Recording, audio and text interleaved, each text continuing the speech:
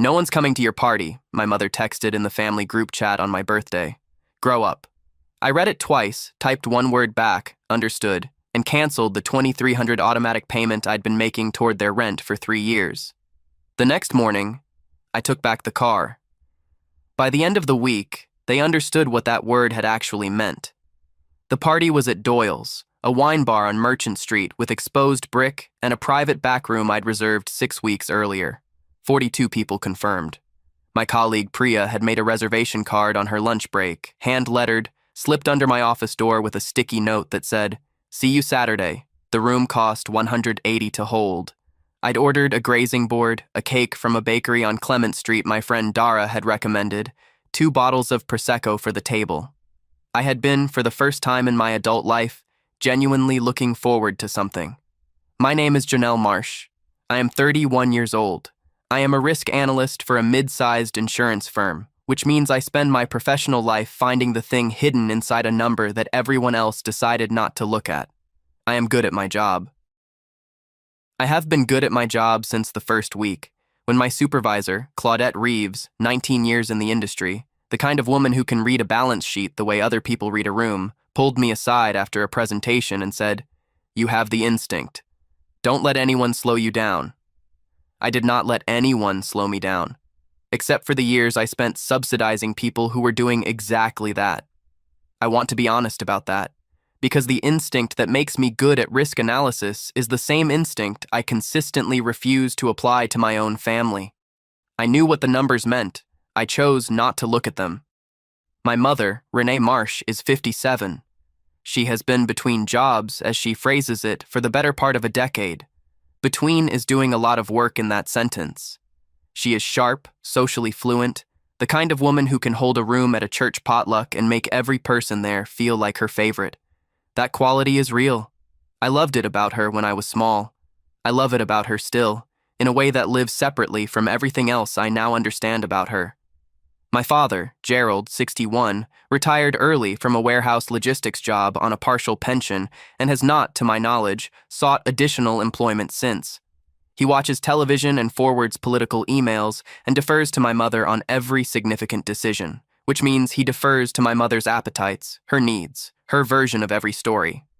They live in a 2-bedroom apartment in Vallejo, California, that I had been paying $2,300 a month toward for 3 years. Not the full rent. The full rent was $2,650. They covered the difference. I told myself that was the line. They had skin in the game. It was support, not a subsidy. I was wrong about that distinction.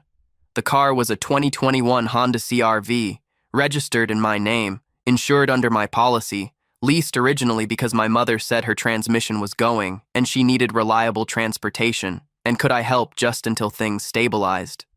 That was 26 months before my birthday. Things had not stabilized. I had stopped asking when they would. My brother Dion, 28, still lived with them. He worked part-time at a sporting goods store and pursued, with great enthusiasm and no visible income, a career in music production. He was talented. I believed that genuinely. I also believed that belief had become its own kind of trap, both for him and for me, who had funded enough of his stability that the urgency of building his own had never quite arrived. This is the shape of a family I had been making comfortable for 3 years while they forgot, consistently, that comfort requires someone to pay for it. The text came in at 11:47 a.m. on a Saturday. My birthday. I was getting dressed for the afternoon, standing in my bathroom in Oakland with a mascara wand in my hand, when my phone lit up on the counter. My mother had sent it to the family group chat, which included my father, Dion, my Aunt Patricia, and 2 cousins. "No one's coming to your party. Grow up." I read it once. Then again. The mascara wand was still in my hand. I set it on the counter. There had been a previous message in the thread, sent the night before by my Aunt Patricia, 63, who taught elementary school for 34 years and is the person in my family I trust most completely, which has always made her something of an outlier. Patricia had written, "Jonelle, honey, I have a conflict tomorrow and I am so sorry. I will call you tonight." That message had come with a separate text to just me, 3 paragraphs, specific and warm and genuinely regretful. That was Patricia. She apologized like she meant it because she did. My mother's message was not an apology. It was a verdict, delivered publicly to an audience. Grow up was not a footnote. It was the point. I understood this the way I understand things in spreadsheets, when a number that looked like noise suddenly resolves into a pattern you cannot unsee. I opened the thread. I typed one word. Understood. I sent it. Then I opened my bank's app. Found the recurring payment labeled Marsh Rent Support 2300 scheduled to process the following Monday. I canceled it. The confirmation came back in 11 seconds. I put my phone in my pocket and finished my makeup and drove to Doyle's. The party was good. This matters, and I want to say it plainly. The party was genuinely good. Priya Anand, 29, senior analyst, the kind of person who remembers what you mentioned once 3 months ago and shows up with exactly that thing, arrived first and had already charmed the bartender into putting on better music. Dara Collins, 33, occupational therapist, 8 years of friendship, the person who once drove 45 minutes each way to sit with me in an urgent care waiting room without being asked, brought flowers from a farmer's market and set them in the center of the table herself. Other people came, people I liked, who liked me. We ate the grazing board and drank the Prosecco, and someone started a terrible game of two truths and a lie that went on too long and was completely enjoyable. My phone stayed in my bag. I checked it once, in the bathroom, at 7 p.m. 17 missed calls. 6 from my mother, 4 from my father, 3 from Dion, and 4 from numbers I didn't recognize that turned out, later, to be Dion calling from a friend's phone. No messages that were apologies. Several that were not. I put the phone back in my bag. Dara came to find me at the end of the night when people were saying goodbye and putting on coats. She is the kind of friend who notices when something is being held. She didn't ask what was wrong. She stood next to me while I watched the room empty and said, "Good party." I said it was. She said, "Whatever happened today, it can wait until tomorrow." I told her it already had. She nodded. We split a cab. The car was the next morning. I want to explain this clearly because I think it matters legally and practically, and also because the way things get misrepresented in families is its own kind of weather system that I have no interest in contributing to. The CRV was registered in my name. The insurance policy carried my name. The lease agreement, which had 2 years remaining, was mine. My mother had been driving it for 26 months under a verbal arrangement that was never documented because I had trusted that trust was sufficient. It was not sufficient. I arrived at their apartment in Vallejo at 8:15 a.m. I had the spare key. My mother's Camry, the one with the transmission she'd described as failing, was parked in the lot. I had not seen it described as failing since the month she first mentioned it. The Camry appeared to be running fine.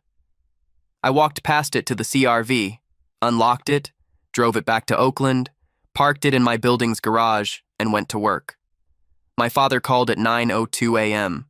I let it go to voicemail. He left a message that was 6 minutes long and that I have not deleted, not because I listened to it, because it is a document. My mother called 14 times between 9 and noon. She did not leave voicemails. She sent texts instead. The first several were variations of a demand. Then they shifted. By the third hour, they had become something I recognized from childhood, that specific register my mother used when a situation had moved outside her control and she needed to relocate its edges. A mix of injury and accusation, threaded through with references to everything she had done, sacrificed, carried, endured. For me. Because of me. On my behalf. I read them the way I read claims documentation, noted, filed, did not respond. My supervisor, Claudette Reeves, stopped by my desk at 10:30 that morning. She had been my supervisor for 4 years and had twice advocated for my promotion with what she later described, casually, as some fairly direct language to senior leadership. She had a cup of coffee in each hand, which was not a gesture she made habitually, and set one on my desk. "You look like someone who slept fine but is spending a lot of processing power on something," she said. I told her it was a family situation, managed, not a problem. She looked at me for a moment. "Let me know if it becomes one," she said. Then she went back to her office. That was the whole conversation. I have thought about it since then more than I would have expected. My brother Dion texted at noon. His texts were shorter than my mother's and, in their way, more revealing.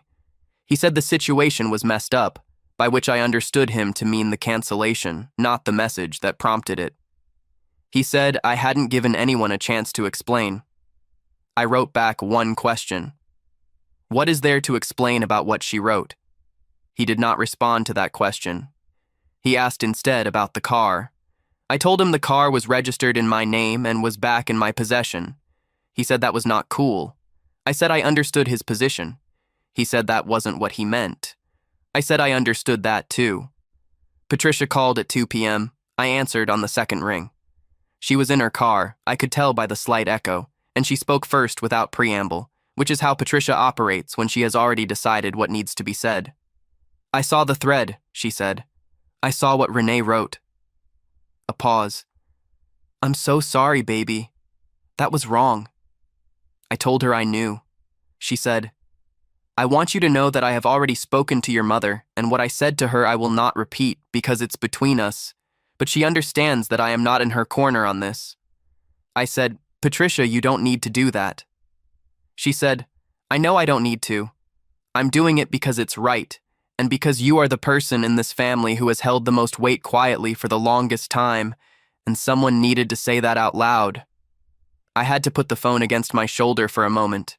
She waited. Patricia has the patience of someone who spent 34 years teaching other people's children and understands that some things need space before they can be spoken.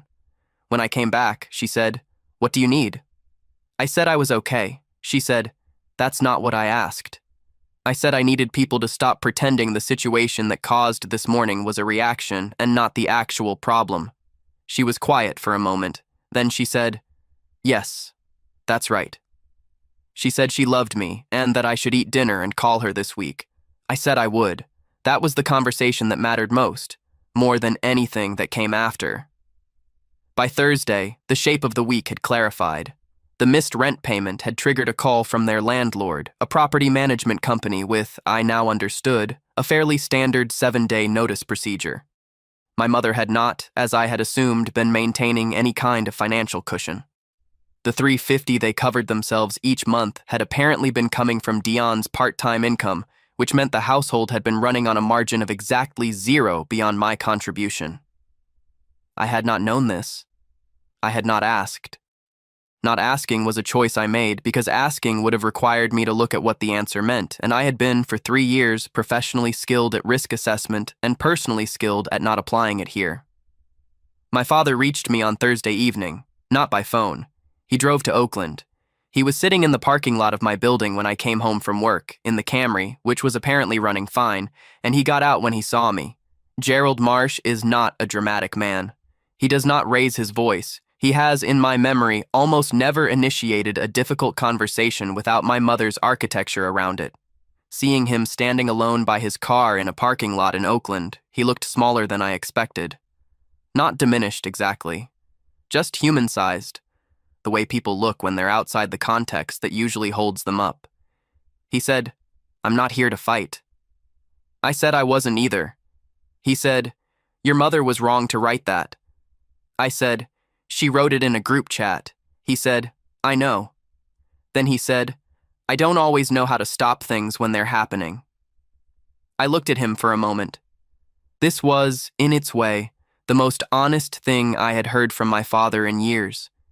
It was not sufficient, but it was real, and I have learned to hold those two things separately. I told him the payment wasn't coming back, not because I didn't love them, because I had been funding a dynamic that was not working, had not been working, and the text had simply removed the last reason I'd been giving myself to keep going. He was quiet. He looked at the parking lot. He said, What are we supposed to do? I said, I think that's actually the right question. I think you and Mom need to answer it. He didn't like that, but he didn't argue with it, which, for my father, is a form of admission. He drove home. I went upstairs. I sat at my kitchen table for a while without turning the lights on, just the city through the window, and I thought about 3 years of automated payments and what they had actually purchased. Not stability. I had purchased the illusion of stability. The stability itself had never been built, because building it would have required my family to feel the weight of their own situation, and I had been removing that weight so consistently and so quietly that they had, I think genuinely, forgotten it existed. My mother has not called since Thursday. This is the silence she uses when she is repositioning. I am familiar with it. It has a different texture than an apology, and a different texture than indifference. It is the silence of someone deciding what the next move is, and I do not know what it will produce. I have decided I can wait. I have decided, more precisely, that waiting is not the right word. I am not waiting. I am living in the absence of the weight I put down, and I am finding, day by day, that the absence feels different than I expected. Not triumphant, not sad, quiet in a way that has room in it. Dara came over on Friday night. She brought takeout and did not require me to explain anything I wasn't ready to explain. We watched something inconsequential and she fell asleep on my couch, and I covered her with the blanket from the back of the armchair and went to bed at a reasonable hour. In the morning, she made coffee and said, "You seem different." I asked different how. She said, "Lighter. A little unfinished, but lighter." I said I thought that was accurate. Patricia texted Saturday. She had spoken to my mother again. She did not tell me what was said. She said only, "She is starting to understand the size of what happened." She followed it with, "That might take a while." I said I knew. She said, "You did the right thing." I said I didn't know if right was the word I'd use. She said, "The honest thing then." I said yes, that one fit. I did not go back to Doyle's. The grazing board was gone. The Prosecco was gone. The cake, which had been chocolate with cardamom, which I had been looking forward to specifically since I saw it in the bakery case 6 weeks earlier, was eaten and finished and good. It had been a good party. I keep returning to that. Whatever else is true about that day, it was a good party. The 2300 has stayed canceled. The car is in my garage. I have started, with some deliberateness, looking at my own numbers without the categories I'd been keeping off the spreadsheet. What I was spending, what I was not building, what I had been calling love, and what was, more accurately, a system I had designed and maintained and never examined. I am examining it now. The examination is not comfortable. Examinations that produce anything useful rarely are. Priya stopped by my desk Monday morning and said the party was fun and that we should do it again before the year was out. I said yes. I meant it. There are things I do not know yet. I do not know what my mother's silence will produce when it ends. I do not know whether my brother will build something or whether the urgency will arrive too late or not at all. I do not know whether my father will find the language for what he almost said in a parking lot on a Thursday evening. These are open questions, and I am practicing the tolerance for open questions that my profession demands and that I have not always extended to my own life. What I know is this. I sat at a party on my birthday, surrounded by people who had chosen to be there, and I felt, for the first time in a long time, like a person who was allowed to take up the space she had been paying for in other people's lives. That is not a clean ending, but it is a true one. The mascara wand is still on the bathroom counter. I keep meaning to put it away. Every morning I see it, and I remember exactly what I set down to read that message, and what I picked back up when I was finished, and what I didn't pick up again. Some things you set down and find out, in the setting down, that you didn't need to be carrying them at all.